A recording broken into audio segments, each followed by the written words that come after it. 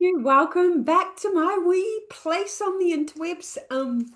Look, I don't take it for granted. If you're listening to me, 9 times out of 10, I won't even know. But geez, I'm grateful that you've tuned on in. And this is where I ramble a bit. I don't have curated content, so I hope that you take some value from this. And today is Wednesday, and I love Wednesdays. Wednesdays are my favorite day because that's the day that I meet with my BFFs, the people who are my BFF Club, and we get to shoot the breeze. We get to understand what we're doing, what we're up to, where we progressed that week, where Larry showed up. What is Larry? I hear you ask if you're new to me. Look, we little humans have a beautiful big brain. It's what sets us apart, but it's got two parts of it, right? And I'm not a neuroscientist, but ironically enough, I love the whole idea of it. I think in another lifetime, I might have gone and studied that and did my PhD in it. But how I describe it for me is that I have my reptilian brain, which I have to call Larry, and that reptilian brain is all of my unconscious automatic ways of being. So I don't know about you, but I used to leave my life less than desirably. And a lot of what I did was be on repeat, a slow learner, right? That was just Larry. And I call Larry Larry because he's what I now have to be aware of. And I like to think of Larry as being on my little piece of rock here on my desk, and I put my hand on, and that's Larry, and he's sitting in his cave, and he likes to do nothing because he thinks life is good just as it is. He doesn't like to feel uncomfortable. He doesn't like to feel challenged. He doesn't like to feel pain because he thinks all of those things could kill me. Love him. My prefrontal cortex is a little bit more aware that I can strategize, I can plan, and I can see things that may or may not work. So oftentimes they're in conflict. But what I've learned is I actually have to shine the light on Larry when it comes to building my business, or in fact, doing anything new in my life. I really have to shine the light because he doesn't want to do anything. And I make it him and not me because then I get back control, right? Because I don't have to keep regurgitating the thoughts that I've thought since I was a little girl, because a lot of those I interpreted incorrectly. I thought my parents didn't want me. Well, actually, true story, they didn't. But aside from that, let's pretend that I didn't know that. But I made it mean that I wasn't good enough and that I wasn't wanted and that I wasn't lovable. And I grew up my whole freaking life believing that rubbish. It's just Larry. Larry made some sentences. I practiced thinking them. They became beliefs, which is why I really have this phrase inside my club, which is you can't outperform the way you think. And one of the things that I know to be true, because it's my own experience as well, is that oftentimes we don't know what it is we're thinking until we're put into a place whereby we get to see our thinking. And that's why I love Wednesdays, because I can often see where somebody might be, thinking something that actually isn't true. Or we tend to have black and white thinking, so we think it's got to be this or that. And oftentimes, two things can be true at the same time. Or we can go this and that and that and that and that, not this or. So all of these things is what we do. So I really enjoy that. And one of the things that I think is really important when we're building out businesses is to understand the connection between life and business, because how we do one thing is how we're going to do everything.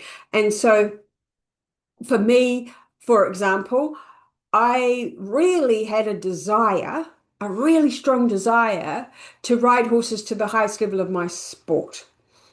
But my belief was I wasn't good enough. So desire, belief, they didn't match.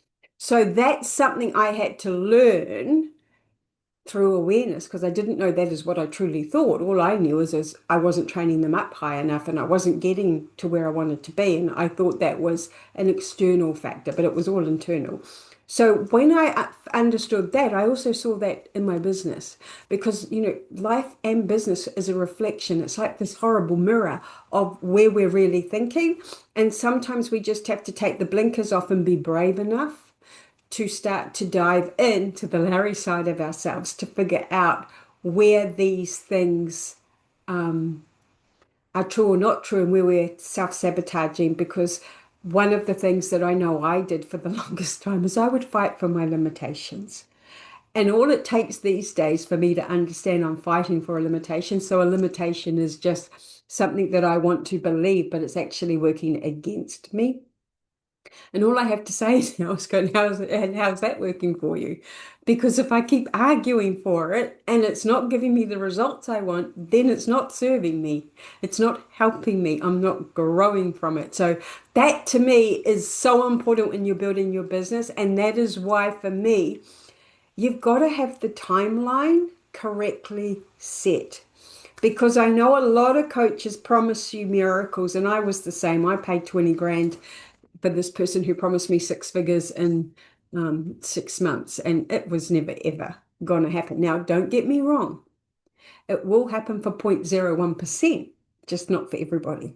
And I was part of the everybody, unfortunately. I wanted to be part of the tiny percentage, but I wasn't. And her marketing, therefore, wasn't incongruent, but it was specifically tailored. And of course, for me, I'm all about integrity. That's the I in my think framework.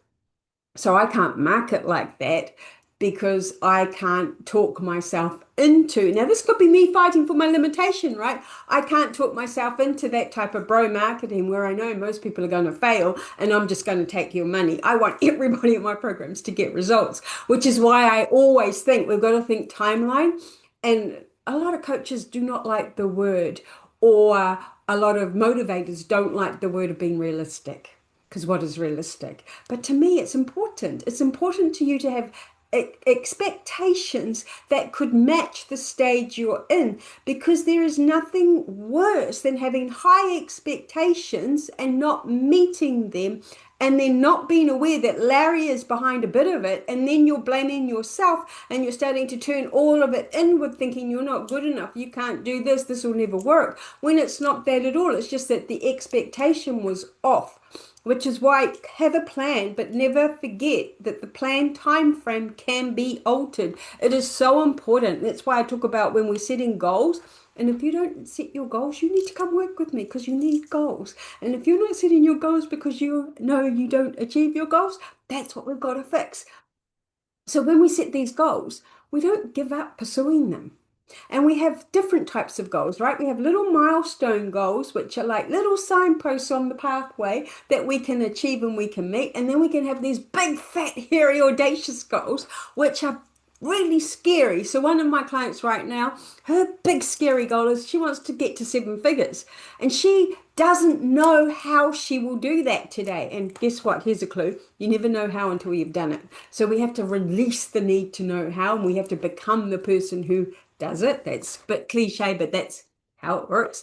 And so that big, hairy, audacious goal of 7 figures, it's broken down. And so it's who she gets to become as she walks the journey of attaining that goal that becomes everything. It's that, because trust me, it's not better there than it is here. So if you don't like what you've got today, you're not going to like it there either. We have to fix that up front. That's the prosper part of my framework. So if you're struggling in your biz, have a look at your life as well. Because like I say, they're intertwined. And, I developed something way at the beginning when I started to do this work and understand that I was responsible for it, I think, in that I really disliked waking up in the mornings to a dirty kitchen. Didn't like it at all. So I made myself a little promise. And my little promise was that I would go to bed with a clean kitchen.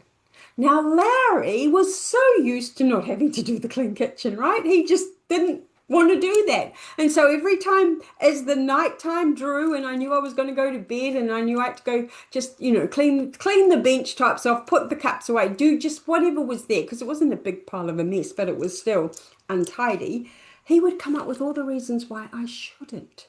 And what I came to understand again is all of those reasons could relate to my business excuses as well.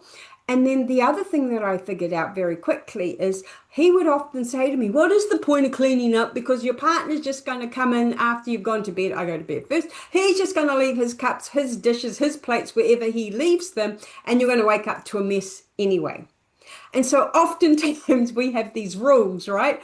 And we try to impart our rules onto people, and we can't do that. They're their own person. They are in charge of their own stuff. All we can do is look after ourselves. And here's the miracle. Here's what tends to happen.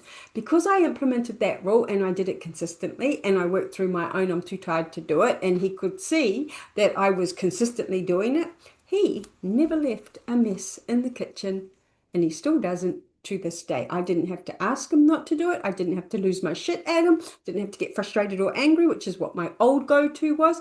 I just set my standard and I stuck to it. I upgraded my thinking. I decided that I needed to have that so that when I woke up in the morning it felt better. And guess what I got? Different results. Something as small as that can change everything.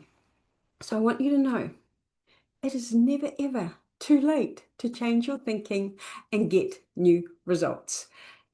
And if you're curious about my Think, Plan, Prosper framework, which to me is just fucking brilliant, I'm going to swear, because I just can't believe it came out of my brain. And yes, it's a conglomerate of everything that I have learned over my lifetime, and it certainly has a lot of factors from other coaches I've worked with or been influenced by, but it's mine. It's what I use, which is why it's my IP. And by the way, you need to develop your own IP. It doesn't mean you have to come up with this unique one-off thinking. You can just grab people's ideas and put them together, use them, make them your own, i.e. experience it, go through it, and then you can teach it. That's IP. That's not Googleable. But anyway, I digress as always. So Think, Plan, Prosper. I'm doing a masterclass on the 20th of August if you're in the US, or here down under, 21st of August. Well, I'm going to break it down. I'm going to break down how I think about Think, Plan, Prosper, how I talk about Larry, how we overcome Larry, how we just get these little micro breakthroughs that actually give us different results, and how that compounds. That's what we need to do. And if you're struggling to get your business to where you want it to be, it's usually that's the gap, and it's usually the last thing we want to do. We want to spend time, effort, and energy on a tactic or an algorithm or more content, but sometimes we have to just stop and we have to come back and we have to get these fundamentals right. So I'll leave the sign up link in the show notes, so if you're listening to this and it hasn't been passed, sign in. I'd love to meet you. I'd love for you to come in.